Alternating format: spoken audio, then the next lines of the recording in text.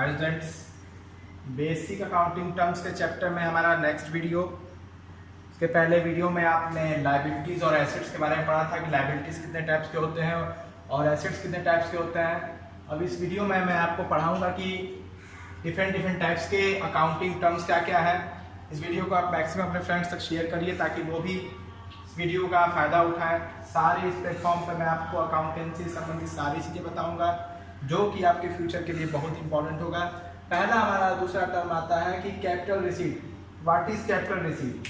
तो capital receipt मतलब एक ऐसा अमाउंट जो हमें हमारे बिजनेस में साल में एक पीरियोडिकली बेस मिलता है, उसे हम लोग बोलते हैं कैपिटल रिसीट।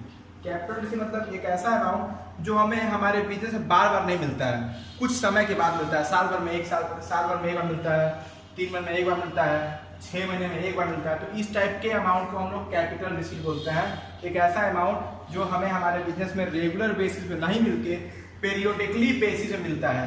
एक ऐसा अमाउंट जो हमारे बिजनेस में रेगुलर बेसिस पे ना मिलकर पीरियोडिकली बेसिस पे मिलता है, उसी को हम लोग कैपिटल रिसीट बोलते हैं। जैसे कि अगर हम कोई मशीनरी बेच देंगे, ओल्ड मशीनरी बेच देंगे, तो उस पर जो हमको पैसा मिलेगा वो हमारा कैपिटल रिसीट होगा। दूसरा रेवेन्यू रिसीट।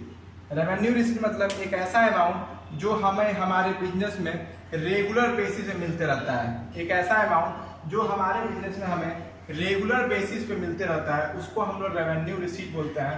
रेवेन्यू रिसीट हमारे लिए बहुत ही इंपॉर्टेंट होता है। जैसे कि हमारा बिजनेस है, हम लोग सामान बेचते हैं, रोज सामान खरीदते हैं, कमीशन मिलता है, सैलरी देते हैं, सैलरी लेते हैं।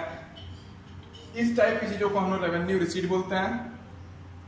Third, capital expenditure. Capital expenditure मतलब एक ऐसा एक्सपेंडिचर जो हम अपने बिजनेस में बार बार खर्च ना करके पीरियोडिकली बेस पे खर्च करते हैं, 6 महीने में एक बार, साल भर में एक बार। जब भी हम अपने बिजनेस से कोई पैसा रेगुलर बेसिस पे खर्च ना करके पीरियोडिकली बेसिस पे खर्च करते हैं, 2 महीने में एक बार, 4 महीने में एक बार, 6 महीने में एक बार में, साल भर में एक बार में, तो ऐसे टाइप्स के एक्सपेंडिचर को हम लोग कैपिटल एक्सपेंडिचर बोलते हैं। जैसे कि हमारा एक घर है, हम उस घर को पेंट करवा दिए, तो जब हम उस घर को पेंट करवा दिए, क्या अब हम अपने घर को रोज पेंट करवाते हैं? गाड़ी है, गाड़ी को मेंटेन करवा दिए, क्या अपनी गाड़ी को रोज मेंटेन कराते हैं? नहीं ना।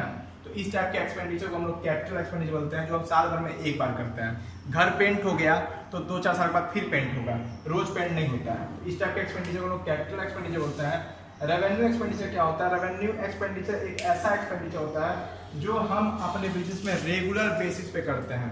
रेवेन्यू एक्सपेंडिचर एक ऐसा एक्सपेंडिचर जो हम अपने बिजनेस में रेगुलर बेसिस पे करते हैं, वो हमारा रेगुलर बेसिस पे एक्सपेंडिचर होते रहता है। जैसे कि सैलरी देना, कमीशन देना, डिफरेंट टाइप्स के वेजेस देना, डिफरेंट टाइप्स के आउटस्टैंडिंग सैलरी प्रोवाइड करना, मतलब सारे एक्सपेंसेस, चाय पिलाना, ये जो भी हमारे बिजनेस खर्चे हैं, गुड्स खरीदना, गुड्स बेचना, तो ये सारे एक्सपेंसेस रेगुलर बेसिस पे होते हैं। तो ऐसे एक्सपेंडिचर जो हमारे बिजनेस में रेगुलर बेसिस पे होता है, उसको हम रेवेन्यू एक्सपेंडिचर बोलते हैं। और ऐसे एक्सपेंडिचर जो हमारे बिजनेस में पीरियोडिकली बेसिस पे होता है, उसको हम लोग कैपिटल एक्सपेंडिचर बोलते हैं। Fifth and last topic, deferred revenue expenditure. Deferred revenue expenditure क्या होता है? डेफर्ड रेवेन्यू एक्सपेंडिचर एक ऐसा एक्सपेंडिचर जिसका जो हम करते तो एक बार है, लेकिन उसका प्रॉफिट हमको मोर देन 1 ईयर तक मिलते रहता है। The expenditure that we done only for 1 time, but from that expenditure we earn a profit more than 1 year. एक ऐसा एक्सपेंडिचर जिसको करते तो हम एक बार हैं, एक ऐसा एक्सपेंडिचर जिसको करते तो हम एक ही बार हैं, लेकिन उसका जो प्रॉफिट होता है, जो उसका लाभ होता है, हम कई सालों तक उठाते हैं। एक ऐसा एक्सपेंडिचर जो हम करते तो एक बार है, लेकिन उसकी प्रॉफिट हम कई सालों तक उठाते हैं। इस टाइप के एक्सपेंडिचर को हम लोग डेफर्ड रेवेन्यू एक्सपेंडिचर बोलते हैं। डेफर्ड रेवेन्यू एक्सपेंडिचर क्या होता है? एक ऐसा एक्सपेंडिचर जिसको हम करते तो एक बार है, लेकिन उसकी प्रॉफिट बार बार मिलती है। फॉर एग्जाम्पल बता दो, लक्स साबुन का मैं आपको एग्जाम्पल लेके समझा रहा हूँ। लक्स साबुन का ब्रेक कौन करता है? दीपिका पादुकोण करती है। लक्स साबुन का ब्रेक दीपिका पादुकोण करती हैं। तो लक्स कंपनी जो है वो एक ऐसे सेलिब्रिटी को चुना जिसके बहुत सारे फैंस हों, बहुत ज़्यादा फैन फॉलोइंग्स हो। तो उस टाइम देखा गया कि वुमेन्स में सबसे ज़्यादा एक्ट्रेस में फैंस फॉलोइंग दीपिका पादुकोण की थी। तो लक्स ने क्या किया, अपनी साबुन का, अपने शैम्पू का प्रमोशन दीपिका पादुकोण से करवा दिया। तो दीपिका पादुकोण ने लक्स का ब्रेक किया। तो जब लक्स कंपनी का एक बार दीपिका पादुकोण ब्रेक कर देंगी तो क्या होगा, लक्स कंपनी को कई सालों तक प्रॉफिट होगा। कई लोग की घर के औरतें, कई लोग घर के जेंट्स देखेंगे, अरे यार ये तो साबुन दीपिका पादुकोण यूज करती हैं, दीपिका पादुकोण। तो Deepika Padukone is a celebrity. Deepika Padukone की वजह से उस कंपनी को बहुत सालों तक फायदा होगा। तो कंपनी क्या की, एक बार एक्सपेंडिचर की, किसके हेल्प में, दीपिका पादुकोण के ऊपर।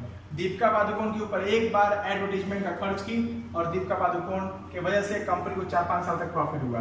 फिर कंपनी देखेगी कि अगर उसका सेल्स लैग कर रहा है, फिर से न्यू सेलिब्रिटी को चुनेगी जिसके फ्रेंड्स फॉलोइंग या जिसके फॉलोअर्स बहुत ज्यादा हैं। ऐसे करने से कंपनी की सेलिंग बढ़ती है। डेफर्ड रेवेन्यू एक्सपेंडिचर फिर से समझा दूं मैं। डेफर्ड रेवेन्यू एक्सपेंडिचर एक ऐसा एक्सपेंडिचर जिसको करते तो हम एक बार है, लेकिन उससे जो होती है हमें प्रॉफिट, वो हम कई सालों तक उसका यूटिलाइजेशन करते हैं। जैसे कि मैं एग्जांपल बताया लक्स का ब्रेक करती है दीपिका पादुकोण, लेकिन उससे लक्स कंपनी को फायदा क्या होता है, एक बार की है दीपिका पादुकोण, एक बार उनको फीस मिला है, लेकिन एक बार करने से लक्स कंपनी को फायदा कई सालों तक होगा। इस टाइप के एक्सपेंडिचर को हम डेफर्ड रेवेन्यू एक्सपेंडिचर बोलते हैं। इस वीडियो में बस मैं इतना ही आपसे डिस्कस करूंगा। अगले वीडियो में मैं और कुछ बेसिक अकाउंटिंग टर्म्स, जो डिफरेंट टर्म्स है, उसके बारे में बात करूंगा। तब तक इस वीडियो को आप मेनली अपने फ्रेंड्स तक शेयर करिए, ताकि आपके फ्रेंड्स से इजीली वे में देख सके, उन्हें किसी प्रकार की कोई डाउट हो। अगर आपको किसी प्रकार की डाउट है तो आप सिंपली मुझसे इस पर पूछ भी सकते हैं। और मैं तो ये कहूँगा कि आप इस प्लेटफॉर्म पे आइए और आप इस प्लेटफॉर्म से जुड़िए।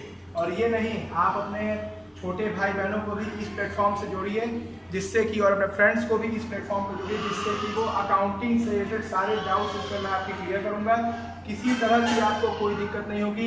इस चैनल पे मैं आपको अकाउंट्स, बिजनेस स्टडीज और इकोनॉमिक्स, सीए और सीएस से रिलेटेड भी सारी चीज़ें मैं अपलोड करते रहूँगा। और डिफरेंट टाइप के जितने भी कॉम्पिटिटिव एग्जाम कॉमर्स में आते हैं, वो भी सारी एक्सप्लेनेशन आपको मैं टाइम टू टाइम देते रहूँगा। Thank you.